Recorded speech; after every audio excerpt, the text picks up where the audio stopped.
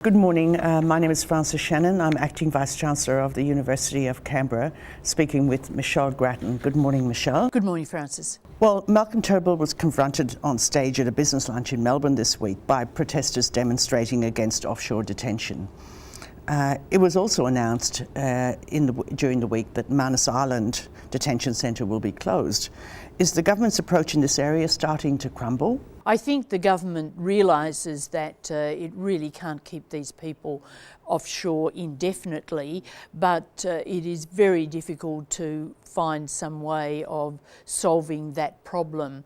The question of Manus Island's been on the go for quite a while, ever since the Papua New Guinea Supreme Court ruled that it was not legal to hold asylum seekers there in detention, and the government and PNG government have been negotiating to find some way of dealing with this.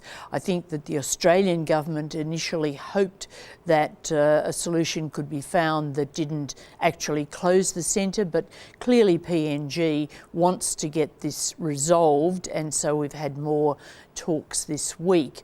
But in terms of the broad way forward to deal with the offshore people, the government is still struggling. It's quite clear that it's extraordinarily difficult to find third countries to take these people.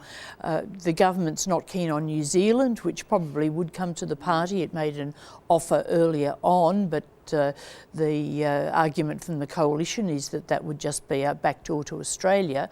And there's, of course, immense resistance, which was reiterated this week, about bringing them to Australia. So at the moment it's an impasse, but one that I think Malcolm Turnbull knows that sooner or later has to be somehow addressed.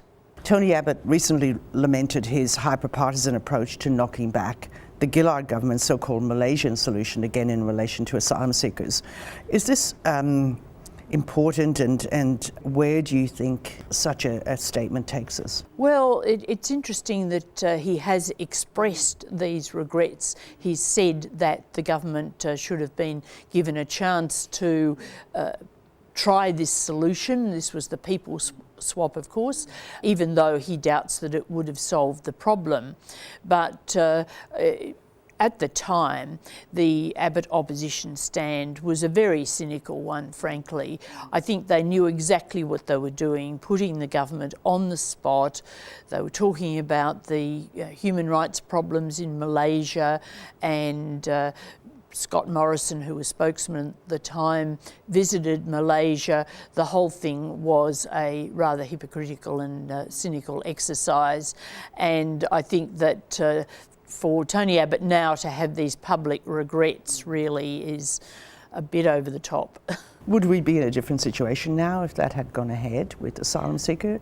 Look, it is problematic whether it would have worked, but I think given the situation, it was certainly worth the try, and it may be, although there was only a limited deal to send a certain number of boat arrivals back in return for taking refugees from Malaysia, that if the first tranche, as it were, had seemed to be working, then probably the Malaysian government would have taken some more people and it would have had a fighting chance, but not more than that. Parliament sits very soon again.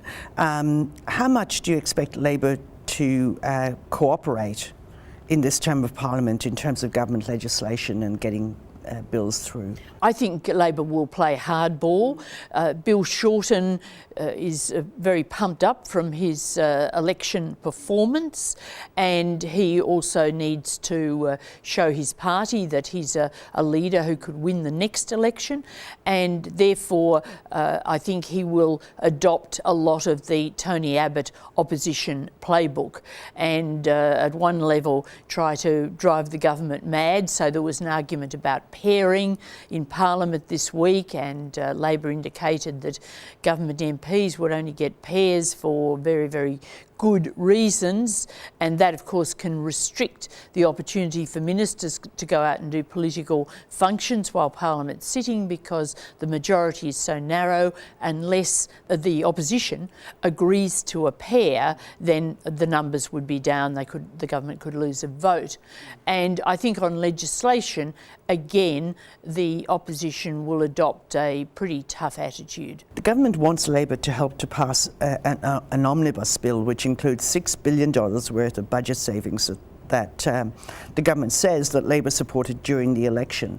What's the chances of success then of such a move? Again, the opposition hasn't given a commitment on that. It's playing ducks and drakes a bit.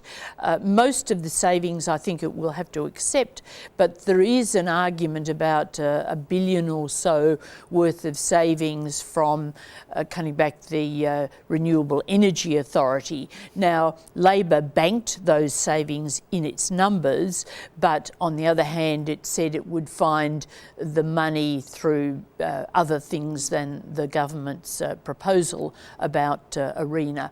And therefore, I think that could be something of an argument.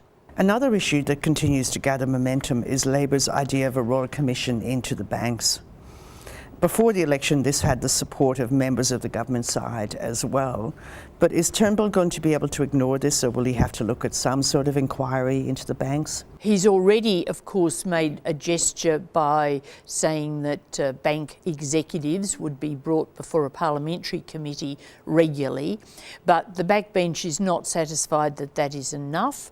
And there's pressure for some sort of tribunal to be set up so that people who get a bad deal from the banks, or have in the past, can get redress without having to employ expensive lawyers and risk losing, be out of pocket, or have other difficulties.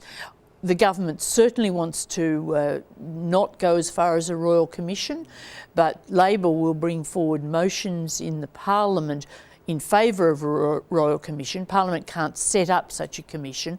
That's the prerogative of the executive. But if, for example, as is likely, the Senate passed such a motion, it's an embarrassment to the government. So I think we might see some more gestures from the government, but short of a Royal Commission. Well, thank you, Michelle. I guess we will see how Parliament resumes soon and how things work out. Thank you. Thanks, Francis.